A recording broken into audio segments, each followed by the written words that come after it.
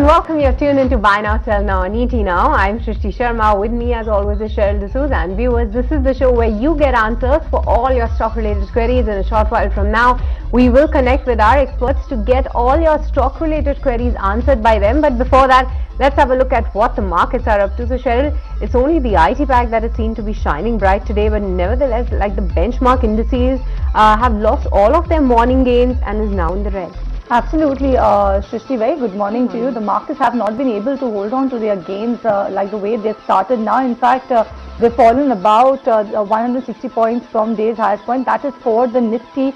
Nifty Bank also has lost ground, and in fact has lost more ground than the Nifty at this point in time. 400 points off the day's highest point coming in for the Nifty Bank. The advance decline ratio for the markets right now is a tad bit tilted in the favor of the gainers, but let's wait and watch and see how this transpires to the course of the day, with the broader markets actually still holding on to firm gains. If you look at the mid cap index in the positive territory, firmly in the positive territory, your small cap index is actually trying to hit those days highest levels. So that's the way how the markets are looking like when you talk of the benchmark or the broader markets. If you look at the list of gainers, then like Shrishti mentioned, is the IT pack that's holding on to strong gains. So you have Tech Mahindra, that's top gainer on the Nifty index at this point in time, followed by Infosys, LTI Mindtree. Add to the list, you also have Bharti Airtel that's holding on to gains about 2%. In fact, it has hit a fresh record high level in today's trading session, while on the flip side is the auto pack taking it a bit easy. So Maruti Suzuki is a top loser. You have Aisha Motors, Shriram Finance, Nestle, as well as Tata Motors among those lists. So that's the way how the markets are looking like at this point in time, Shrishti. All right, but with this, as we are in the thick of the earnings, so we will be getting a lot of managements today in the show as well. And first up, let's shift focus to Jindal Stainless. This time the company did come out with a decent set. Let's understand more from the management itself. And Mr. Anurag Mantri, ED and Group CFO of Jindal Stainless, is joining us on the show. Hi, very good morning, Anurag. This is Shrishti, and thank you so much for joining us today on ET Now. First of all, let's have a look at your Q4 earnings, because we believe that on a YOY basis for FY24, the numbers, the volume growth has been great.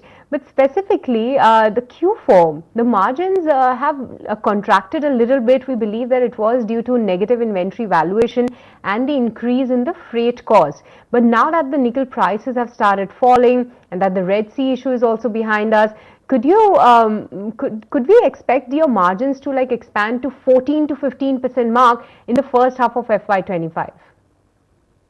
Thank you, Srishti. So as you rightly narrated, is that we saw an unprecedented fall in the nickel consistently for 8 months from May onwards till almost mid of Feb, which has impacted the result, but it started rebounding now. And the Red Sea also put up an additional freight burden on us, which actually impacted the quarter 4. But overall, if you still see, we delivered the 20% volume growth, almost 23% volume growth in FY24.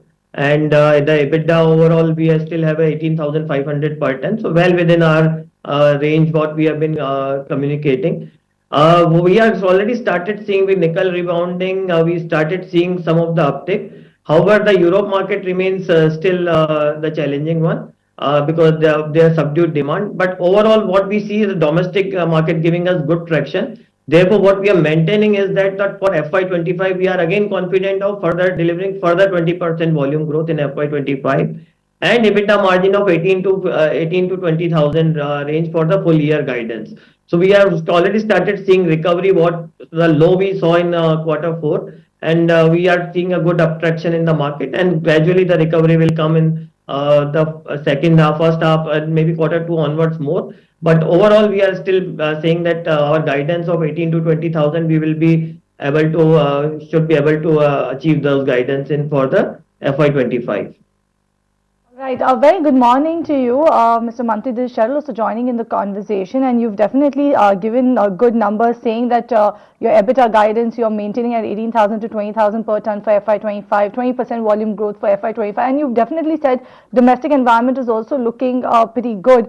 So if you could add some more of on that particular front, if you could tell us what sort of sectors are aiding to the domestic demand. Is it your railways, auto, infra, pipes and tubes? Yeah, thanks, Harry. So, if you see what we saw a good traction coming from the government Gati Shakti program. So, we are seeing across the railway picking up a good traction. We are seeing auto giving us a good traction, lift and elevator construction side. So, we a lot of infra related development which are happening. We are seeing a good traction coming from on our volume side on that. Besides that, on the infra side, the process engineering is also adding good to our volume side. So we are confident that the overall domestic market is showing a good volume growth and will be able to meet up those. So auto, rail, if I summarize auto, railway, lift, elevator, process industries, those are segments which will actually contribute a good volume growth for us. And also, you recently announced the strategic investments to the tune of 5,400 crores. Now, out of which 700 crores we believe is for acquiring 49% stake in JV for 1.2 MTPA stainless steel melt shop in Indonesia. Now, help us understand that how will it help you and what are your expansion plans in Indonesia? See, this melt shop expansion is more to cater to our growth forecast for our FY26 onwards. So as you know, our current capacities we will be exhausting with because we have been delivering 20% volume growth last year. This year again we are targeting. So with this, our capacities will be getting exhausted in FY26 onwards. So just immediately to address to those needs, we have actually got into this joint venture, which will take our capacities from 3 million ton to 4.2 million ton.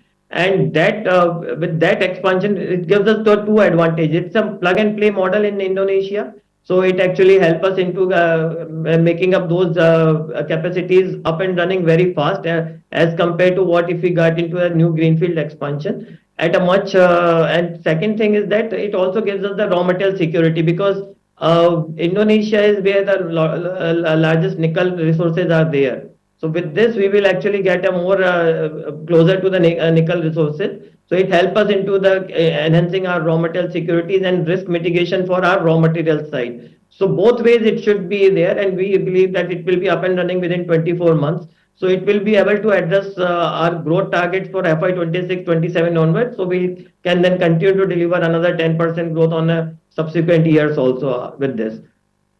Yeah, I wanted to follow up on that, Mr. Mantri. So, how will this 5,400 crore rupees investment be funded?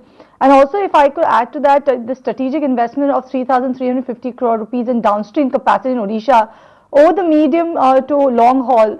So, say about 3 to 5 years down the line, what sort of a target would you be aiming to achieve when it comes to your EBITDA margin? See, it's difficult. I would not give the very long-term EBITDA target at this stage, but let me tell you, I think we are what we are getting is that in the right direction, which will surely help us in improving our volume growth as well as on the margin side. So with this capacity, today if you see today we are at 3 million ton player, and but our downstream facilities and cold roll finishing line is just less than 50%. With these capacity expansion of 5,400 crore, what we have announced, we will go to 4.2, and our downstream finishing capacity, which actually helps us strengthening our margins, will reach to a close to 70%, which is in line with the global standard. So we are actually doing a three-prong expansion where we are actually increasing our melt, but also we are increasing the downstream capacities almost coming at the same time. So it will give us a good balancing, which will surely help us to improve our earnings and the margins in the long run. And lastly, Mr. Mantri, if you can also guide us on your export outlook as well, like how is the demand environment flaring? And I wanted to add one more question that the imports from the China continue to surge, which has impacted the domestic stainless steel industry. So are you also hopeful of the countervailing duty, that is CVD, being imposed soon? Okay, so Srishti, answer your first question in terms of how the export market is looking. So as I mentioned, we export to a very key premium markets, largely the Europe, US, and the other geographies which we have now developed is South Korea and other things. Our Europe market is still we are seeing a subdued demand, and especially with the Red Sea crisis is though tapering over, but the freight cost is still high. So we see a limited growth coming in the Europe market at least for this year. With this, we are targeting that our export mix should be 10 to 15% in line with what we delivered last year. So that will continue. We may not be able to see much improvement in the export side. But having said that, we will because we are very flexible business model between our domestic market and the export market. So we will be able to deliver the 20% volume growth. Still, the export remains challenging in the European market and some of the key markets. Now, coming to import side, that's a major challenge, obviously being put up by Chinese imports. So if you see last quarter four, the Chinese imports have still increased quarter on quarter basis almost 20%, which is really a worrisome sign for the industry and especially for the MSME manufacturer. Because if you see, most of the smaller players are right now not been able to utilize their capacities or closed, and which is not a good sign for any manufacturing dependent economy, because unless the entire ecosystem of the larger player as well as the smaller player gets developed. So in our thing, what we are expecting the government that to really look at those very carefully, and we need to completely develop as a full ecosystem where the MSME manufacturer also thrives in the economy, and especially in the stainless steel sector, which is a very forward-looking metal. So I think this is where, but right now I think otherwise Chinese are really invading the market, and you can see that 20% quarter on quarter import increase is actually not good for the country from China. All right, then we leave it there. Mr. Mantri, thank you so much for joining us on ET Now, and all the best for the future. Definitely our confident management, hoping for a confident FY25. That was the management of Jindal Stainless joining us on the show, talking about the earnings and the way forward going in, giving us some key numbers that they are confident of about 20% volume growth in FY25. They're maintaining their EBITDA guidance of 18,000 to 20,000 tons for FY25, as well as they are seeing a stronger volume growth in the domestic market. But from one earnings to another earnings, then we also have Reddington that actually reported its numbers. No doubt the stock is seeing some sort of a pressure in trade